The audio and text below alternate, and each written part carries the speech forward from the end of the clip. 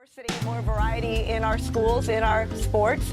Yes. Well, yeah. I love this. Oh, Isn't good. it also a blow to your self-esteem? You have a diagnosed mental illness and you can't buy a firearm. Why should schizophrenia get in the way of gun ownership? Everyone else can buy one, but you can't because you're diagnosed mentally ill. Isn't that discriminatory? Well, I think that having a firearm is probably not a good idea in general. You're totally right. You're totally right. Right. I thought you would agree. You're diagnosed mentally ill? Yes. If you're a narcoleptic,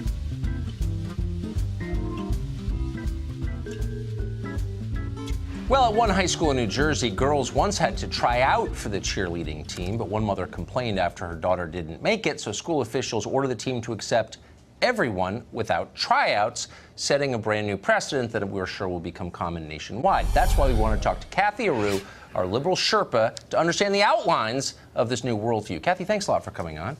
Thank you. So, I mean, it goes without saying that you're for this, of course. Yes. But if we take this principle and expand it, you start asking questions like, well, why should airline pilots have to know how to fly airplanes? Isn't it discriminatory to prevent people who don't know how to fly from flying planes? I don't think trying out for a cheerleading team is the same as flying an airplane. It's a skill-based profession. So if you know how to fly an airplane, by all means, you should fly an airplane. But I don't think cheerleading is the same as flying an airplane.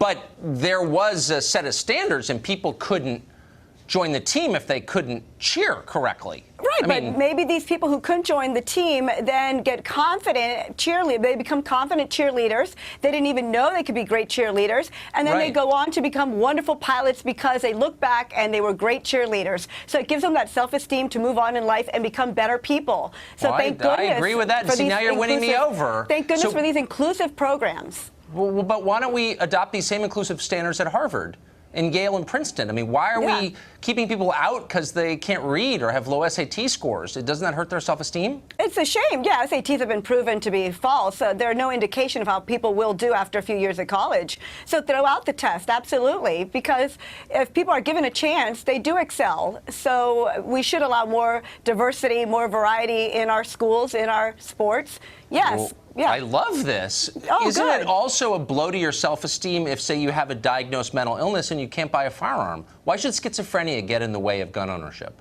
Everyone else can buy one, but you can't because you're diagnosed mentally ill. Isn't that discriminatory? Well, I think that would hurt other people, so I'm not for any program that would hurt other people, but programs that allow people to excel and become better people, then there's nothing wrong with that. But having a mental illness and then having a firearm, which, I mean, anyone having a firearm is probably not a good idea in general. You're totally right. You're totally right. Right. I thought you would agree. If you're a narcoleptic, why shouldn't you be a school bus driver? You would probably hurting others. And yeah, I but don't think that's imagine you what have this to... Board of Education's after. I think they're after helping those who would be excluded because they didn't take gymnastics when they were 6 or 7, like other children. I wish we had more time because I have many more examples for you, Cathy Areu, but we don't. Okay. Great to see you. Good to see you. Hard to believe it's over. Like sands through an hourglass, these are the days of our lives. Thanks for joining us tonight to the show that's the sworn enemy of lying, pomposity, smugness, and especially groupthink.